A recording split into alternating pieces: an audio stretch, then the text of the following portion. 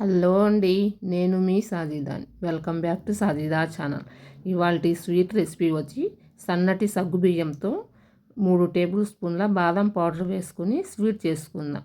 కానీ ఇది చాలా చాలా చాలా టేస్టీగా ఉందండి. ఇప్పుడు మరి ప్రొసీజర్ ఏంటో చూద్దామా.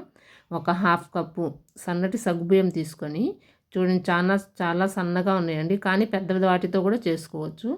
ఇప్పుడు అది సన్నటి సగ్గుబియ్యం 2-3 సార్లు శుభ్రంగా కడుక్కుందామండి. ఎందుకంటే ఆ సగ్గుబియ్యంలో మురుకుంటుంది కదా.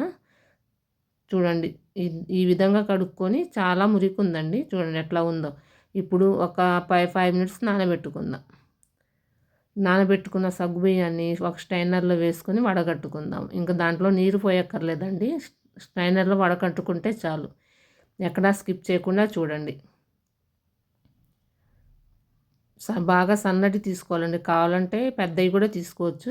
ఇప్పుడు ఒక ప్యాన్ పెట్టుకొని అందులో 2-3 టేబుల్ స్పూన్ల నెయ్యి వేసుకొని 2 టేబుల్ స్పూన్ల బాదం, 2 టేబుల్ స్పూన్ల కాజు వేసుకుని ఫ్రై చేసుకుందాం. గోల్డెన్ కలర్లో వచ్చే వరకు ఫ్రై చేసుకుందాం. ఎక్కడా స్కిప్ చేయకండి.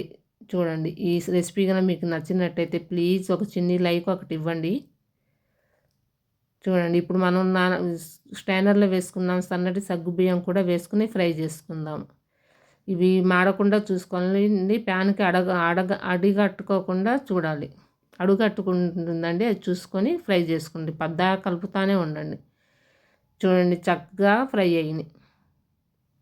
కొత్తగా నా ఛానల్ ఎవరైనా చూసే వాళ్ళైతే సబ్స్క్రైబ్ చేయండి, లైక్ చేయండి, మీ ఫ్యామిలీ మెంబర్స్కి షేర్ చేయండి ఫ్రెండ్స్. చక్కగా ఫ్రై అవ్వాలండి, పొడి పొడిగా ఉండాలి. సగ్గుబియ్యం సన్నటి సగ్గుబియ్యం కదా, మేము నానబెట్టాం కదా, మనం జిగురుగా అతుక్కొని ఉంటాయి. అట్లా అతుక్కోకుండా చక్కగా విడివిడిగా రావాలండి. చూడండి ఎంత చక్కగా విడివిడిగా వచ్చినాయో. ఇప్పుడు మనం ఏ కప్పుతో అయితే సగ్గుబియ్యం తీసుకున్నామో 1.5 కప్పు వాటర్ పోసుకుందాం. మనం హాఫ్ కప్పే కదా సగ్గుబియ్యం తీసుకున్నాము, కానీ నీరు కొంచెం ఎక్కువే పడుతుందండి. నేను అందుకే 1.5 కప్పు వాటర్ తీసుకున్నాను. చక్కగా ఉడకబెట్టుకుందాం. కన్సిస్టెన్సీ ఈ విధంగా రావాలండి.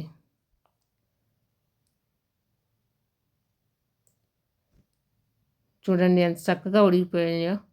ఇప్పుడు అదే కప్పుతో మనం 2 కప్పుల పాలు పోసుకుందాం. కాచి చల్లార్చిన పాలు 2 కప్పులు తీసుకుందామండి. ఫుల్ ఫ్యాట్ పాలైనా పర్వాలేదు. ఈ సిటీలో ఎక్కడ ఉంటున్నాయండి గేదె పాలు, అవి లేవు కదా.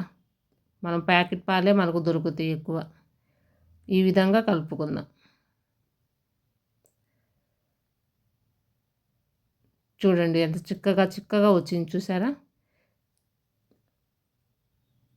సగ్గుబియ్యం కూడా చక్కగా ఉడికిపోయింది.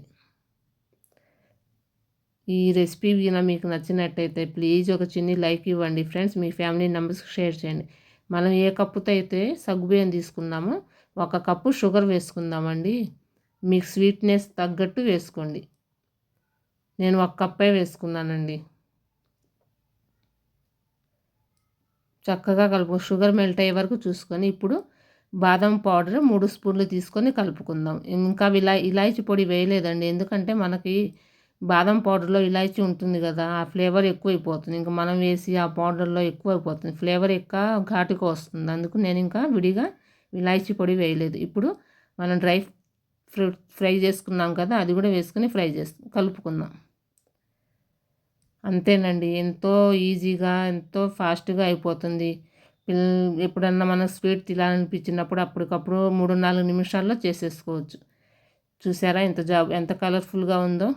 సన్నటి సగ్గుబియ్యంతో బాదం పౌడర్ వేసుకుని పాయసం చేసుకుందాం.